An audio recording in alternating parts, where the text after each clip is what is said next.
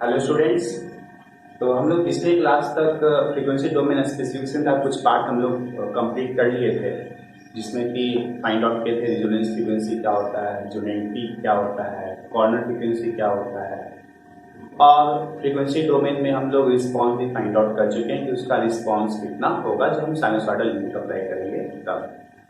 Next topic जो मेरा है वो है आपका gain margin and phase margin. तो गेन मार्जिन और फेज मार्जिन हम लोग कैलकुलेट क्यों करते हैं? तो अगर हम फ्रीक्वेंसी डोमेन एनालिसिस से सिस्टम के स्टेबिलिटी को चेक करना होगा, सिस्टम के रिलेटिव स्टेबिलिटी को चेक करना होगा, तब उसके लिए हम लोग फाइंड आउट करते हैं gain margin and phase margin. तो गेन मार्जिन और फेज मार्जिन से हम बता सकते हैं कि सिस्टम रिलेटिवली कितना स्टेबल है। जब हम लोग टाइम में डोमेन एनालिसिस पढ़ रहे थे तो उसमें हम स्टेबिलिटी का कुछ टाइप भी देखे थे, तो उसमें हम बताए थे कि रिलेटिव स्टेबिलिटी जो होता है वो डिफाइन होता है in terms of phase margin and gain margin. ठीक, तो उसी को हम लोग आज देखेंगे कि गेन मार्जिन और फेज मार्जिन क्या होता है और उससे हम सिस्टम का स्टेबिलिटी कैसे डिसाइड करते हैं। ठीक, तो इसको अगर हम सिंपल वे में समझे तो इस तरीके से समझ सकते हैं, जैसे कि नाम में है आपका क्या, मार्जिन। नहीं, मेरे पास कुछ मार्जिन होना चाहिए। फॉर एग्जाम्पल, अगर आप एग्जाम के लिए प्रिपरेशन कर रहे हैं तो अगर आपका 1 मंथ आफ्टर 1 मंथ आपका एग्जाम है तो आप लेकर के चलते हैं कि बिफोर 1 वीक मेरा सिलेबस कंप्लीट हो जाना चाहिए। तो एक वीक का आप मार्जिन लेकर चल रहे हैं, दैट मीन्स उस वीक में आप सेफ फील करेंगे। लेकिन अगर आप कुछ वैसा प्रिपरेशन इस तरीके से कर रहे हैं कि 1 मंथ के ड्यूरेशन में आपका सिलेबस कंप्लीट ना हो, कुछ सिलेबस आपका आधा अधूरा रह जाए, तो उस केस में क्या होगा कि जब सिलेबस आधा अधूरा रह जाएगा तो आप अपने आप को सेफ फील नहीं कीजिएगा कि हम एग्जाम के लिए सुटेबल नहीं है, मेरा प्रिपरेशन उस कंप्लीट नहीं हो पाया है। तो उस केस में अपने आप को थोड़ा सा अनस्टेबल फील करेंगे। दैट मीन्स आपका कहीं भी मार्जिन ही नहीं है। एग्जाम से पहले कितना दिन आप रखे हैं अपने लिए, कोई मार्जिन ही नहीं है। लेकिन अगर आपका प्रिपरेशन 1 वीक पहले कंप्लीट होता है, तो फॉर एग्जांपल अगर आपका सिलेबस 3 वीक में कंप्लीट नहीं हुआ तो आपके पास 1 वीक का तो मार्जिन है ना। 1 वीक में फिर आप प्रिपरेशन कर सकते हैं, बाकी चीज को कंप्लीट कर सकते हैं। तो इस तरीके से हम समझें कि मेरे पास 1 वीक का मार्जिन है, और अगर मार्जिन होगा सिस्टम के पास तो उसको हम क्या समझेंगे कि सिस्टम मेरा क्या है, स्टेबल है। एक और एग्जांपल लेते हैं। फॉर एग्जांपल कि मान लेते हैं कि ये आपका एस प्लेन है, ठीक है। एस प्लेन का रियल एक्सिस हो गया सिग्मा और एस प्लेन का इमेजिनरी एक्सिस हो गया जे ओमेगा। हम लोग जानते क्या है कि अगर सिस्टम का पोल राइट हैंड साइड में लाई करेगा तो सिस्टम क्या हो जाएगा, अनस्टेबल हो जाएगा। और अगर सिस्टम का पोल इमेजिनरी एक्सिस पे लाई करेगा तो क्या हो जाएगा, अनस्टेबल हो जाएगा।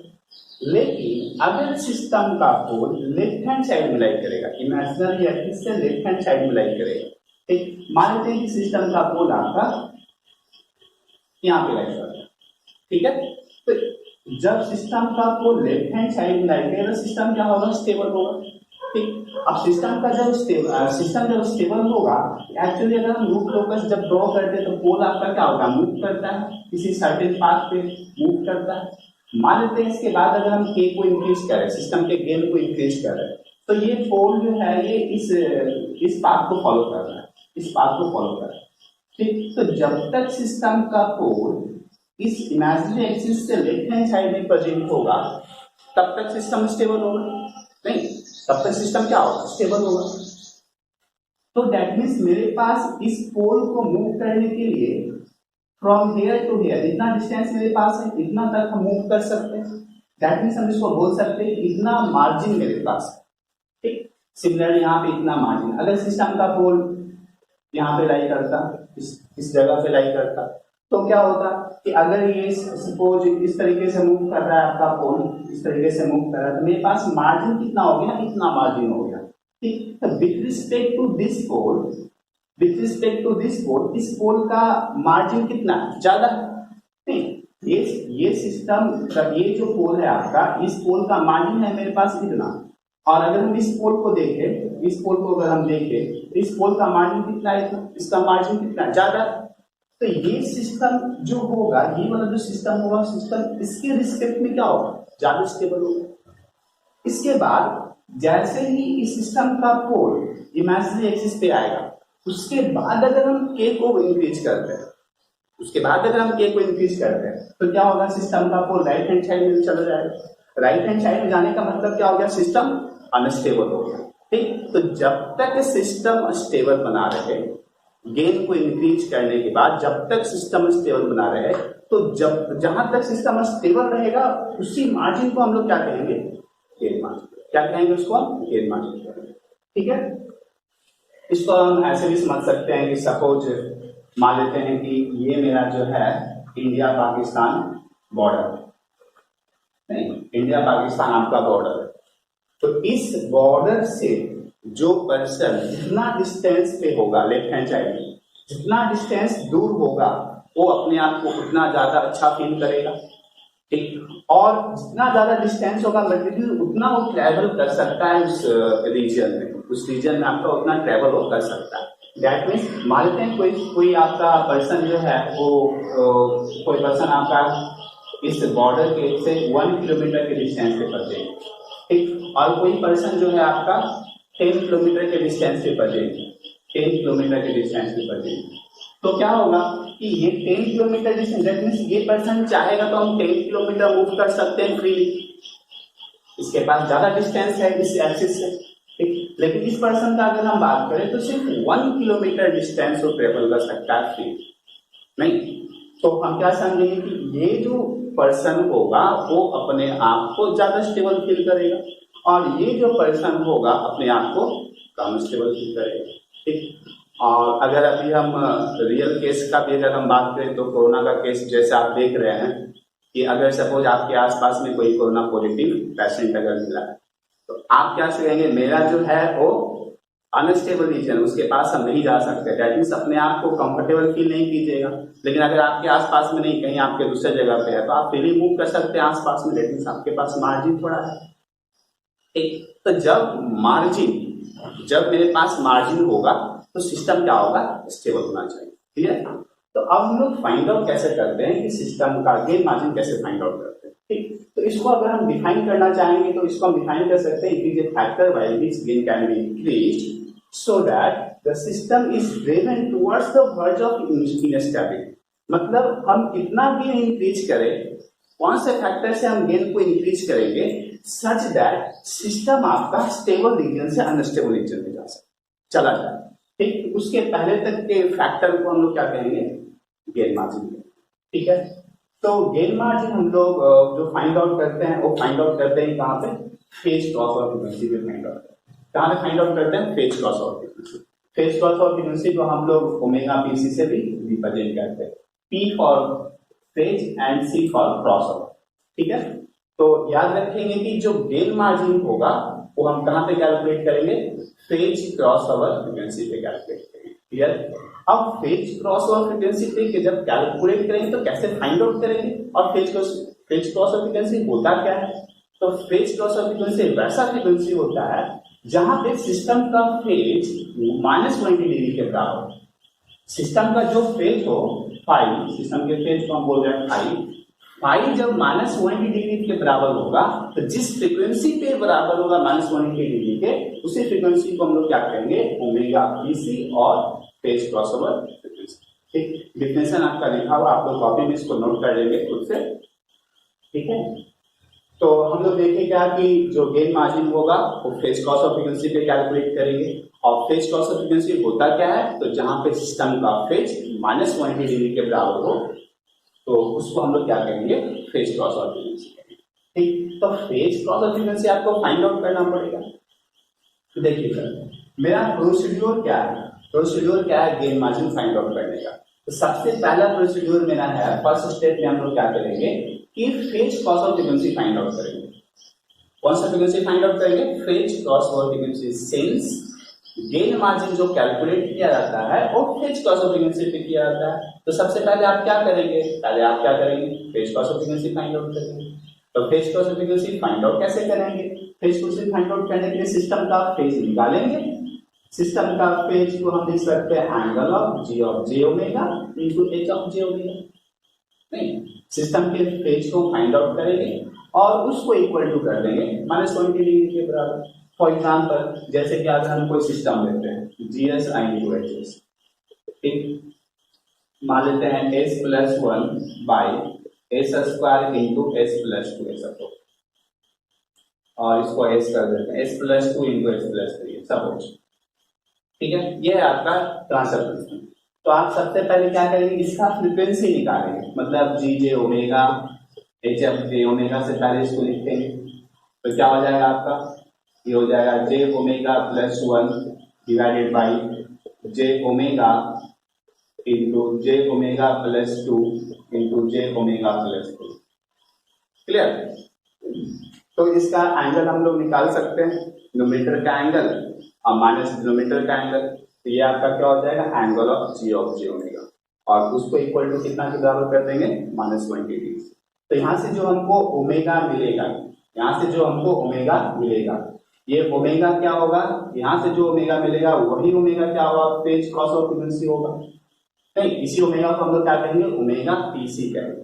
ठीक, तो फर्स्ट स्टेप आपका क्लियर है। सेकेंड स्टेप में हम लोग क्या करेंगे कि मैग्नीट्यूड फाइंड आउट करेंगे। कहाँ पे, तो मैग्नीट्यूड फाइंड आउट करेंगे omega is equal to omega PC। नहीं, जैसे कि हम इस सिस्टम का एंगल निकालेंगे वैसे हम चाहेंगे इसका मैग्नीट्यूड भी निकाल सकते हैं। नहीं, A+IB है ना, एंगल अंडर मैग्नीट्यूड आपका √A² होता है। तो हर एक इंडिविजुअल टर्म का मैग्नीट्यूड निकाल करके उसको हम रेशियो ले लेंगे, तो हमको क्या मिल जाएगा, इसका मैग्नीट्यूड मिल जाएगा। इसका मैग्नीट्यूड हम लोग कहाँ पे फाइंड आउट करेंगे, कहाँ पे फाइंड आउट करेंगे, इस page cos of frequency. Clear, ठीक है। तो सेकेंड स्टेप आपका क्लियर हो गया। थर्ड स्टेप में क्या है कि गेन मार्जिन जो होगा, that gain margin is equal to 1 divided by magnitude of the system at omega is equal to omega PC। ठीक, मतलब यहां से जो मैग्नीट्यूड हमको मिलेगा, ये omega is equal to omega PC पे हमको मैग्नीट्यूड मिलेगा।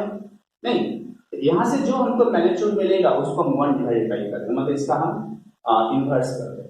इसका हम लोग क्या करेंगे, इनवर्स कर देंगे। तो हमको क्या मिल जाएगा, गेन मार्जिन। क्या मिलेगा, gain margin.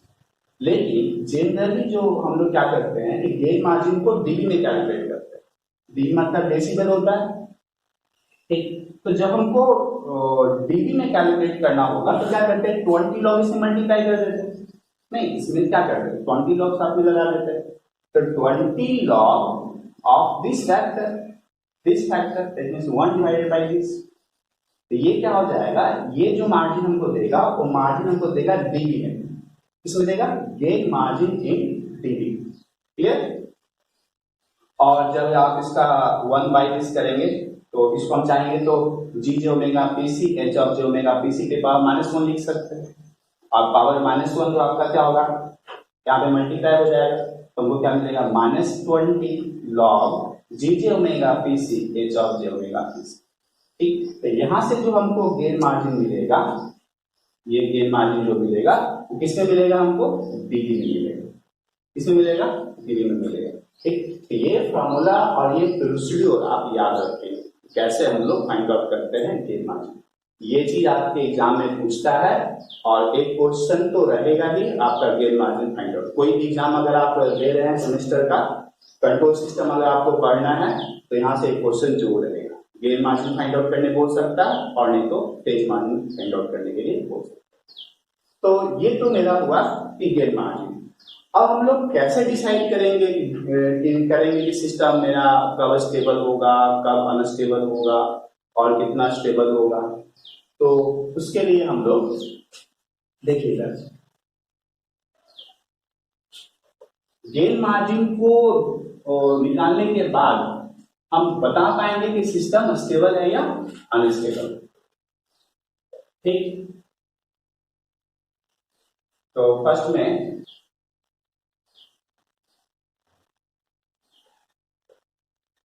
if gain margin is greater than 1,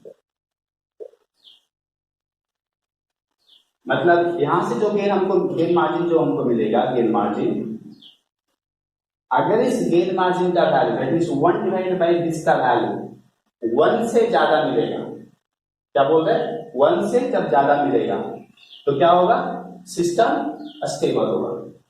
if gain margin is greater than 1 then the gain margin is greater than 1। और हम लोग लिख सकते हैं डीवी में क्या होगा, डीवी में देखिए अगर इसका वैल्यू 1 से ज्यादा मिलेगा, ठीक, तो अगर 1 मिलता तो क्या हो जाता, log ऑफ 1 का वैल्यू 0, ठीक, तो अगर 1 से ज्यादा होगा तो क्या होगा, ये वैल्यू आपका पॉजिटिव मिलेगा। नहीं, अगर इक्वल टू 1 लेंगे तो 0, log 1 का वैल्यू क्या होता है, 0 होता है, तो 1 से ज्यादा लेंगे तो क्या मिलेगा, पॉजिटिव वैल्यू मिलेगा। दैट मींस 20 आपको एक पॉजिटिव नंबर हमको क्या देगा, पॉजिटिव, ठीक। तो अगर डीबी में आपको गेन मार्जिन पॉजिटिव मिला या gain margin without dB, dB में आप कैलकुलेट नहीं किए, सिंपल कैलकुलेट किए, अगर इसका वैल्यू ग्रेटर देन 1 मिला और डीबी में ग्रेटर देन 0 मिला तो सिस्टम क्या होगा, स्टेबल होगा। If gain margin is greater than 1 or gain margin in DV greater than 0, then system is stable, then the system is stable, ठीक। सेकेंड नंबर में याद रखेंगे, if gain margin is less than 1, gain margin is less than 1 और gain margin in DB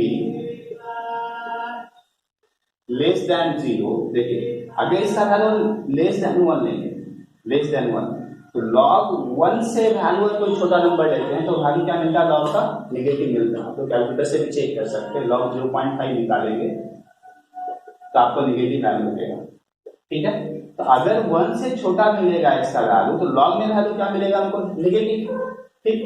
तो अगर gain margin less than 1 और dB में less than 0 तब क्या होगा, then the system is unstable, then the system is unstable, ठीक है। Third number, if gain margin equal to 1, ठीक है, गेन मार्जिन इक्वल टू 1 और गेन मार्जिन इन डीबी, अच्छा 1 जब मिलेगा तो बताइए तो इसका मैग्नीट्यूड अगर 1 मिलेगा तो log ऑफ 1 का वैल्यू क्या हो जाएगा, 0, ठीक। तो डी में कितना, 0, then the system is marginally stable,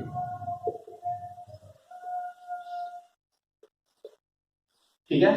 तो याद रखेंगे कि गेन मार्जिन डीबी में ग्रेटर देन 0 मिलेगा, system stable, gain margin dB में लेस देन 0 मिलेगा, system unstable, gain margin dB में इक्वल टू 0 मिलेगा, सिस्टम मार्जिनली स्टेबल, ठीक है। अब देखिए इसमें एक नोट पॉइंट है आपका, नोट पॉइंट है आपका कि यहां से जो हम फाइंड आउट कर रहे हैं omega equal to omega PC, omega equal to omega PC, for example आप यहां से कोई ओमेगा आपको नहीं मिला, किसी भी ओमेगा के लिए, किसी भी ओमेगा के लिए आपका जो एंगल है वो -120 डिग्री के बराबर नहीं मिला। That means phase cross of frequency अगर एग्जिस्ट नहीं करेगा, अगर phase cross of frequency exist नहीं करेगा तब हम क्या करेंगे, कैसे डिसाइड करेंगे कि सिस्टम का गेन मार्जिन क्या होगा, फेज मार्जिन क्या होगा, ठीक।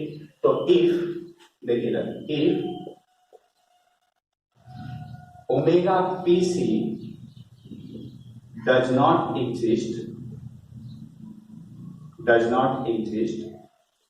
okay, then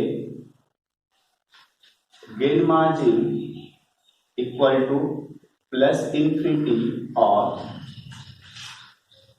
gain margin in dB लिख सकते हैं, और gain margin in dB equal to minus infinity depending upon